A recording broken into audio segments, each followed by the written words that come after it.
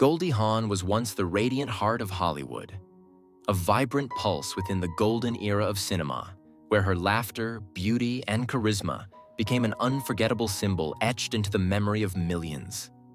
From the innocent Tony Simmons in Cactus Flower, the role that earned her an Academy Award, to the strong yet fragile Judy Benjamin in Private Benjamin, she guided audiences through countless shades of emotion. But then, time, silent and merciless, quietly stole what was most precious, a confession as soft as a breeze, yet piercing like a blade. I can barely see anything. And the world fell into stillness. What pain could be more bitter, more cruel than knowing the light that once warmed so many hearts can no longer shine for itself? And before we begin this emotional journey, we'd love to hear from you.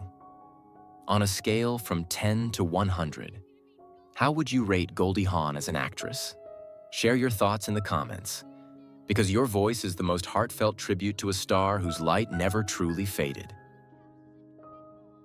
Before she became the shimmering blonde with a signature giggle and the irresistible glow of stardom, Goldie Jean Hawn was just a small girl growing up in the quiet town of Tacoma Park, Maryland, far removed from the blinding lights and chaos of Hollywood. Born on November 21st, 1945, into a household that seemed to pulse with artistic rhythm. Her mother ran a dance school, her father was a musician. Goldie appeared to be surrounded by harmony and encouragement. But beneath the surface of what seemed like a gentle childhood, there stirred a silent storm, a quiet fire that would shape her inner world for decades to come. Even as a little girl, Goldie battled deep, relentless anxiety, though she didn't yet know the name for it. Panic crept into her young heart like a shadow, tightening her chest, stealing her breath, making the walls around her seem to crumble. She was afraid of war, afraid of loss, afraid of what had not yet happened. She was so haunted by fear that she once believed she wouldn't live long enough to experience her first kiss. While other children played freely, Goldie lived behind a curtain of worry, her world tinted by silent emotional battles few could see. Unlike many children who dream of fame, of stages and applause, Goldie had only one fragile wish: to be happy. At the tender age of 11, when asked if she wanted to be famous, she replied softly but clearly, "No, I just want to be happy."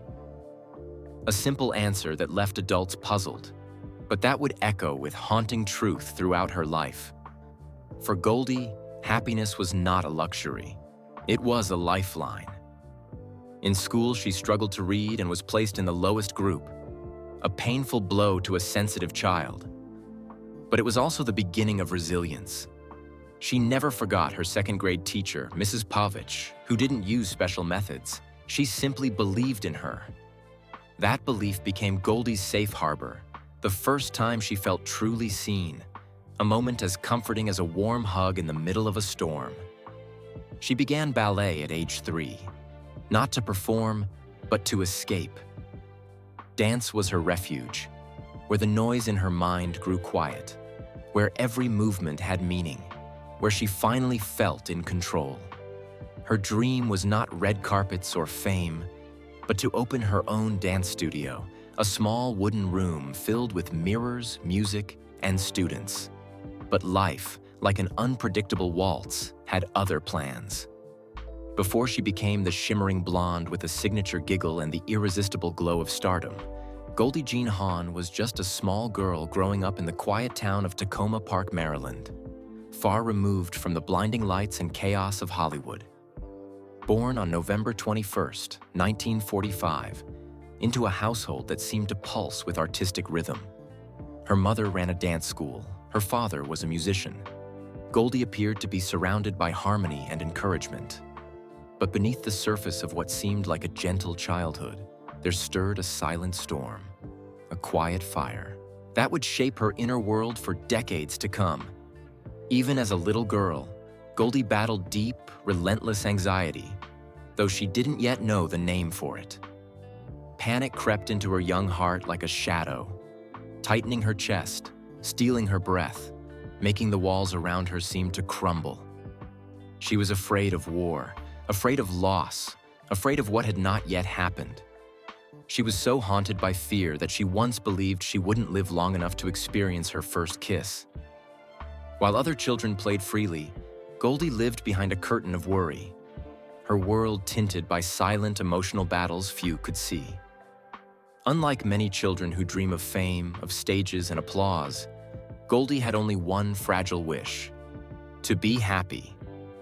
At the tender age of 11, when asked if she wanted to be famous, she replied softly but clearly, "No, I just want to be happy." A simple answer that left adults puzzled, but that would echo with haunting truth throughout her life. For Goldie, happiness was not a luxury. It was a lifeline. In school, she struggled to read and was placed in the lowest group, a painful blow to a sensitive child. But it was also the beginning of resilience. She never forgot her second-grade teacher, Mrs. Pavich, who didn't use special methods. She simply believed in her. That belief became Goldie's safe harbor, the first time she felt truly seen. A moment as comforting as a warm hug in the middle of a storm. She began ballet at age 3, not to perform, but to escape. Dance was her refuge, where the noise in her mind grew quiet, where every movement had meaning, where she finally felt in control. Her dream was not red carpets or fame, but to open her own dance studio, a small wooden room filled with mirrors, music, and students. But life, like an unpredictable waltz, had other plans. Goldie Hawn's childhood wasn't simply a blur of forgotten afternoons. It was a quiet crucible where a little girl learned to dance through sorrow, to smile through sobs, and to mask the weight of a world too heavy for such small shoulders. But some pain doesn't fade. It festers, it echoes, it etches itself deeper with every heartbeat. In 1963, at just 18, Goldie left behind safety and stepped alone into New York City, believing in the old myth that passion and grit were enough. But dreams don't bloom easily in concrete. She arrived on 10th Avenue with nothing but a suitcase, a trembling will, and no one waiting. Only the cold breath of a city that devours the unprepared. Had her old dance teacher not offered a roof, that fragile spark might have gone out. Yet even with shelter, nights were merciless. Her pillow soaked in tears, her mind spiraling with the question, was I born to be broken? Still, she clung to dance like a lifeline. She enrolled in the Martha Graham School, where each movement was both salvation and punishment, sculpted by Graham herself with an intensity that bordered on cruelty. Days blurred into battles, between hope and terror, between the fire inside and the darkness pressing in. And then, in a nearly forgotten performance, someone saw her. Not for skill, but for that wild, foolish radiance that couldn't be faked. Soon after, she was cast in Rowan and Martin's Laugh-In, and America fell in love with a girl who sparkled like morning light. But the spotlight that crowned her also seared her soul. Every laugh was a spike of panic, every taping a minefield. Some nights, her body froze, heart racing toward collapse as she whispered, "I can't do this," through clenched teeth. Later, she would admit, voice cracking, "I was terrified. I broke down crying, just trying to breathe." Though adored by millions, she felt like a ghost trapped behind a painted smile. Stardom didn't save her. It nearly consumed her. She was a beacon of joy to the world, but that light left her exposed, overwhelmed, unraveling in silence. Her ascent wasn't a fairy tale. It was a desperate climb up a cliff of fear, each smile a survival tactic, each laugh a mask. But still, she didn't fall. She danced through panic. She smiled through dread. And she lit up a world that never knew how dark her own had become. Her rise didn't come gently. It came like a storm that split the sky. In 1969, at just 24, Goldie Hawn stood under the harsh spotlight of the Academy Awards, clutching a golden statue that glittered brighter than even her youth. To the world, she was a revelation. Radiant, unforgettable, the girl with the laugh that felt like sunlight. But behind that perfect smile was a woman already exhausted from being misunderstood. The world saw her as adorable, daffy, charmingly clueless, but refused to look deeper, refused to ask if the laughter was armor. "I became famous for being cute," she later said, "but that's not all I was."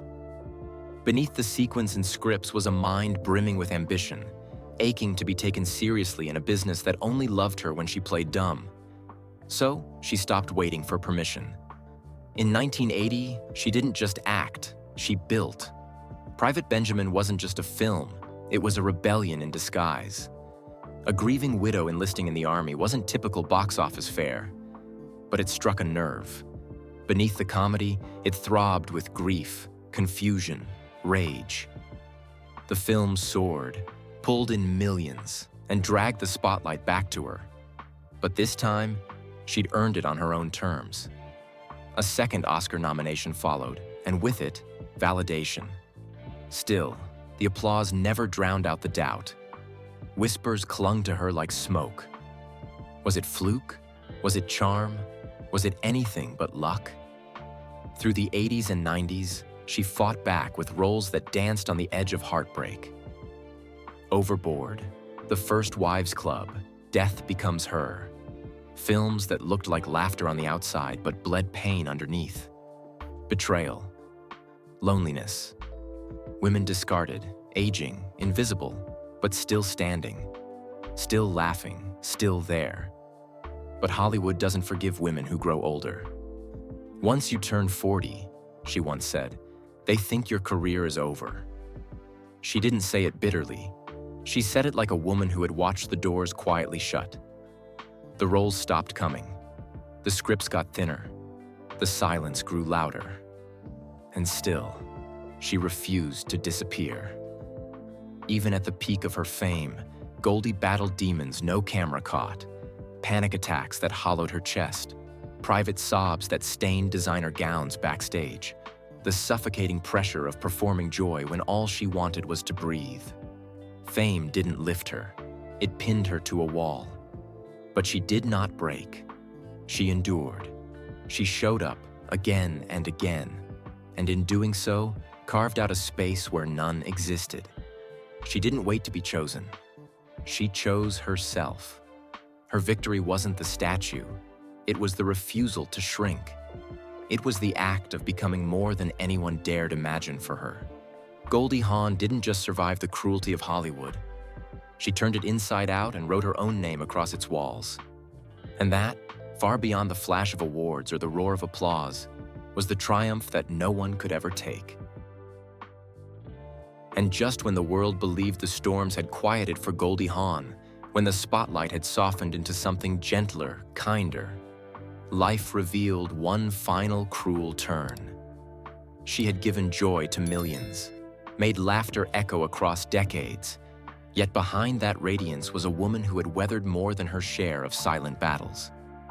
Once, her life sparkled with glittering premieres and thunderous ovations. But in recent years, that noise has faded into a hush, one filled not with peace, but with the heavy weight of time, of solitude, of a pain that no camera could ever truly capture. Her smile remains, yes, but it carries the ache of someone who now knows how fragile that light can be. And then came March 2025, a moment that should have been triumphant. Goldie stepping onto the Oscar stage beside Andrew Garfield, poised beneath a sea of lights. But as she turned toward the teleprompter, a breath caught in her throat. Silence. Her smile faltered. And then, with a soft laugh that couldn't quite mask the devastation behind it, she said simply, "I'm completely blind. I mean, I am. Cataracts." The words landed like a blade wrapped in velvet, gentle on the surface, but cutting deep. For someone whose very eyes once lit up the world, the irony was unbearably cruel. Cataracts are common, yes. But for Goldie Hawn, the woman whose gaze had once held all the color and warmth of a California sunrise, it was a slow erasure. And it wasn't just her sight that was dimming. It was her presence in a world that once worshipped her glow. Long before this diagnosis, she had already begun to feel herself fading, not in fame, but in connection. Hollywood, ever merciless to women who dare to age, had begun to turn its gaze elsewhere.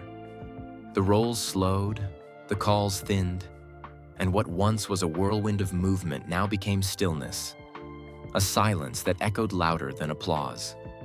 She never found comfort in that retreat. Instead, she found herself face to face with old ghosts. Anxiety, panic, the relentless pressure to perform, to please, to hold together an image she never asked to wear. At just 21, the cracks began to show. She didn't seek escape. She sought understanding. 8 long years in therapy, peeling back the terror that fame had only magnified. And amid that emotional excavation came another wound, her first and only divorce. In 1969, she married Gus Triconis, young, hopeful, determined to build a life amid the chaos. But the marriage, like so many in the shadow of the spotlight, buckled under the strain. When it ended quietly in 1976, it marked the beginning of her understanding that even love, too, could vanish in silence. That pain became a scar she carried forward, a quiet lesson in trust, in loss, in how easily the heart can break even while the world claps. Her body betrayed her next, racked by anxiety so severe it made her tremble uncontrollably, her chest tight with dread, her thoughts collapsing into blackness even as the world watched her shine. And as time passed, new shadows arrived, not of fear, but of regret. Not for lost roles, but for lost time. For missed moments with her children. Missed birthdays, missed games. "I wish I could have been there more," she once whispered, voice cracking. Not as a star, but as a mother who knew some things could never be retrieved. Yet even in that sorrow, she built something luminous. A family, a legacy, a circle of love that held her close when the world pulled away. Her work with the Mind UP Foundation became her new mission, a sacred offering to a generation of children she would never meet, helping them understand their own minds, to feel seen in ways she hadn't been. But even in that purpose, there were days she felt invisible. "I never wanted to be a star," she said once, softly. "I just wanted to be happy." And now, happiness has become something quieter, more tender. It lives in her grandchildren's laughter, in soft jazz in the background, in the way sunlight hits a kitchen window on a slow afternoon. But it's not always enough to hold back the shadows. Her battle with cataracts is not the only burden. Age has crept in, with all its fragile truths. Fatigue, fragility, the slow shrinking of independence. Fans still speak of her glow when she appears, but few realize the quiet courage it takes just to step out. Inside, she's still that little girl who only ever wanted to dance, who dreamed of a ballet school, who once stood alone in New York with no bed to sleep in and made the world fall in love with her anyway. That girl is still there, older, softer, but no less brave. And maybe the most heartbreaking truth of all is this: the more she gave the world, the more it forgot how much she carried alone. Now, as the curtains close and the applause dims, what lingers is something deeper than fame. An unshakable testament to the quiet power of a woman who survived the very thing that tried to consume her. Goldie Hawn doesn't ask to be pitied, only to be remembered, not just for the joy she gave, but for the shadows she walked through to give it.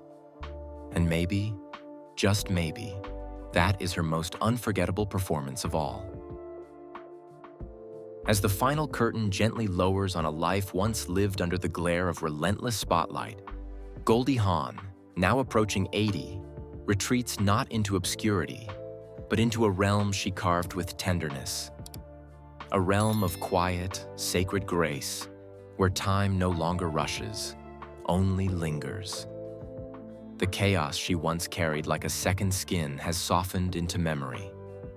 And beside Kurt Russell, her partner in everything but ceremony, she now walks through a world built not from diamonds or vows, but from the enduring architecture of trust, devotion, and soul-deep companionship. Their love, unlicensed yet unshakable, has weathered every storm to become something eternal. Not loud, not declared, but felt in every brick of the homes they've shaped together, from the $3.8 million penthouse gazing over Central Park's hush, to the Malibu refuge where sea winds whisper peace, to the pine-wrapped sanctuary in Aspen where silence is healing and every window holds the hush of resilience. Though no rings were exchanged, their $200 million legacy speaks volumes, not of wealth, but of a bond that chose soul over spectacle. Their homes, each corner a meditation in stillness, each room a shelter from storms long past, reflect not luxury, but survival. And Goldie, even as she withdrew from the screen's harsh glow, never stepped away from purpose. In the shadow of her own lifelong dance with anxiety, she birthed the Mind Up Foundation, a gift to children searching for calm in a world too loud, teaching them to breathe, to feel, to rise. Through Gogi wines, she and Kurt wove love into every harvest.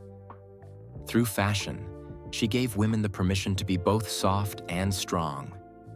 Yet none of it, not the fame, the fortune, the foundations, eclipses the quiet truth of who she became. A woman who no longer chases applause, but peace. And now, even as her eyes blur and her once golden voice grows quieter, the radiance of her soul glows brighter than ever. She still walks into dinners, premieres, and quiet Sunday nights beside Kurt, hand in hand, heart in heart, surrounded by the generations she once feared she'd never live to see. The girl who once wept in silence, lost and aching, now teaches millions how to breathe through pain. The child who feared she'd die before her first kiss became a woman whose love story outlived every script. Goldie Hawn may no longer see the world with perfect clarity, but the world will never forget the light she gave. If her warmth once brushed against your life, even for a moment, honor it. Leave a tribute in the comments. Let her know she mattered. Because she did, and still does.